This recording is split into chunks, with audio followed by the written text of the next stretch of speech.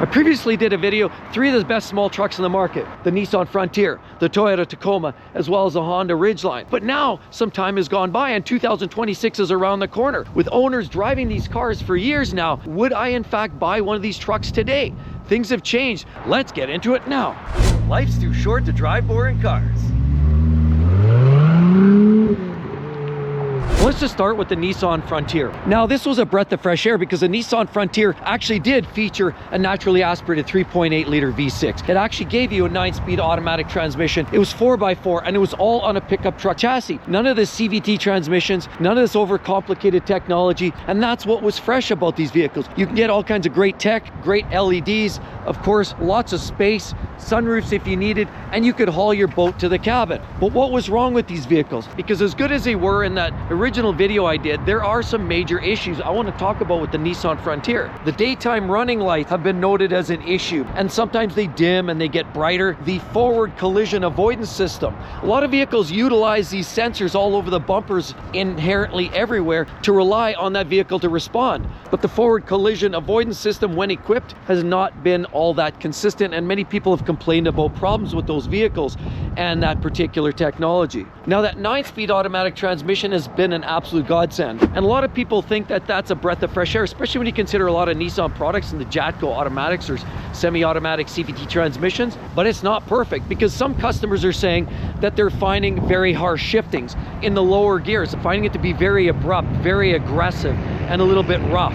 And that's one of the major issues there with that transmission. Some people, of course, report about poor fuel mileage. Now, that's not always a bad thing because it is a V6 engine, 3.8 liters, so it's likely going to consume a little bit extra fuel. But as reported, a 20 mile per gallon fuel economy, it actually gets more like 16, 18 to 20 mile per gallon, depending on the highway, city, or freeway. Now, other problems people have commented are some of the quality. The paint has been a problem in some cases. People have complained about some paint chipping and some issues related to that integrity. Even the fit and finish or getting different types of orange peel finishing isn't necessarily the most impressive. Other people have also complained about trim, like some of these pieces that have been known to kind of come apart or maybe haven't been fastened all that well. There's been some complaints there, and many people report that the back seat's really more adequate for smaller people, maybe your younger ones, but for full-size adults, it's really a cramped little spot to be in. Some complaints about Apple CarPlay, Android Auto, as well as the camera systems. Like you quite often find in the back,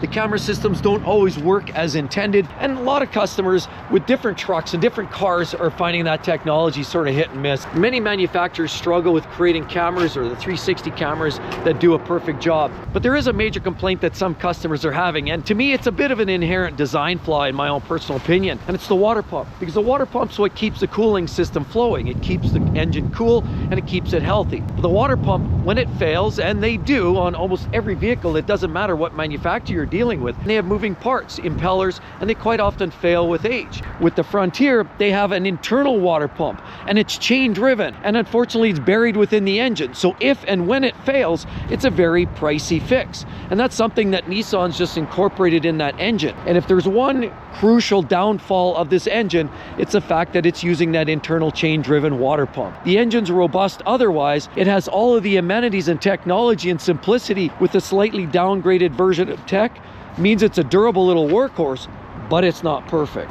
And the Honda Ridgeline's the next one in line, and I touted it very highly. It has a torque converter automatic, it has a 3.5 liter naturally aspirated V6, and that's going away. A lot of manufacturers are going with smaller turbo hybrid engines, and this is a breath of fresh air, but it doesn't come without its flaws. Of course, it has a lower ride height, which means it's not great for off-roading. And if you look at it, especially when you compare it to this little Toyota beside it, on top of it, it only has a 5,000 pound tow capacity, which is not that amazing either. Sure, you get technology, but look, the fit and finish isn't perfect on some of the parts and pieces, and that's been a bit of a complaint. Now, I like the styling of it. I mean, where else can you get a set of beautiful exhaust tips today? Now, half these manufacturers putting blanked over plastic covers over a lot of these things. But another issue seems to be related to the batteries and extremely cold weather, where a lot of the batteries, they tend to run down a little faster than the start-stop system stops working. You have to do a reset on it. Spongy brakes, another issue.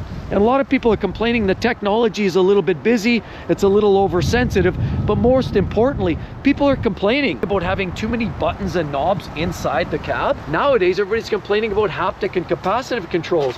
But in fact, a lot of these older vehicles here still rock a lot of old buttons, knobs, but a lot of complaining that this is a little bit old school, a little bit outdated, and the technology doesn't feel as up to snuff. Now, to note, there was also a programming issue related to shifting into fourth gear, that there were some complaints about the way the transmission actually operated.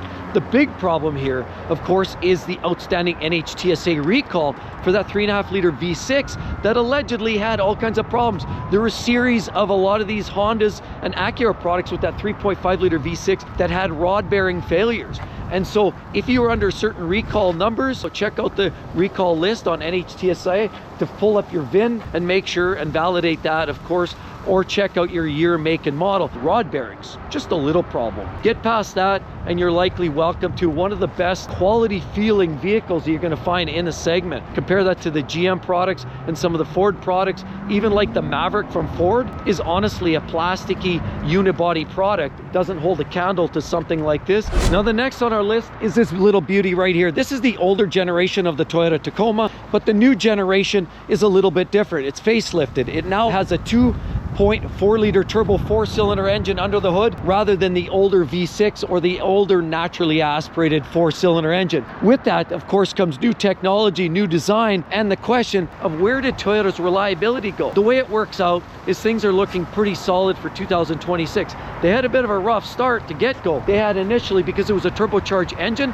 they had some problems, of course, with wastegates, and turbochargers were a bit of an issue, but most importantly, drivability. A lot of owners of these older trucks understood the practicality of a naturally aspirated engine. Now Toyota brings along the turbocharged engines, and it's a bit of a different treatment. You've got turbo lag, drivability concerns, and it changed the game. There has been a recall and a lot of people complaining about that new 8-speed automatic transmission. It has had its share of issues already, as has the 6-speed manual, which is an optional upgrade. So the transmissions in the brand new Tacoma have shown some problems, no doubt about it, as well as the front drive axle has had a problem too in the suspension, whereby you can fracture the components. Seems a little fragile. The hood, there's been cases where people comment that the hood starts flapping, lightly lifting at highway speeds. So it doesn't seal up all that well, allegedly. Electrical systems means there were some electrical gremlins happening from time to time. Not uncommon with modern day vehicles with all this modern technology. The suspension, when equipped with the off-road packages like TRD, for example, many people comment that it's a little bit harsher than they would even anticipate, especially when we're talking 4x4. A lot of the Toyotas tend to be a little bit more rugged. Now this is the older V6. These are highly sought after little trucks. The new versions are particularly rigid.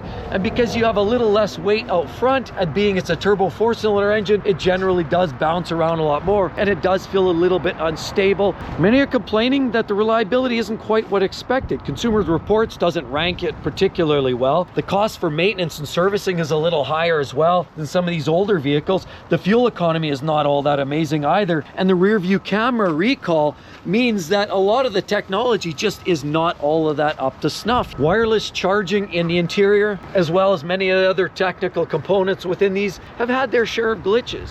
Keep the battery voltage low, you're gonna have some more problems. Many also report that this new 2.4 turbo, being it's a 4-cylinder, is a little raspy, a little harsh when you're getting on it hard. It also doesn't seem to have that nice torque hit like you get with the V6, where it's a nice, strong, smooth, quiet, linear power. Instead, you're getting a little bit more of a raspier engine. And a lot of people have complained about that. But overall, for an early start of a full new regen fix on these cars, the Toyota Tacoma is actually doing quite well. It's a lot of tech. There's a few glitches and gremlins along the way, but overall a pretty stout little truck. So a lot of people are, instead of deciding to go with these full-size trucks that are extraordinarily expensive and all have reliability issues, many people are electing to go with something slightly smaller, like the Frontier, the Toyota Tacoma, even the Honda, and as well the Ford Maverick has been a very popular seller. So people are looking for the smaller trucks, but they're also still looking for quality. I mean, in today's day and age, these trucks are not cheap, so the expectation of quality and longevity are as high as they've ever been. But if you want to see that original video where I really break it down and talk about the specifications and the details and really justify why you should buy them, check that video. You're gonna love it. Hope to see each and every one of you real soon, everybody. See you then. Bye-bye.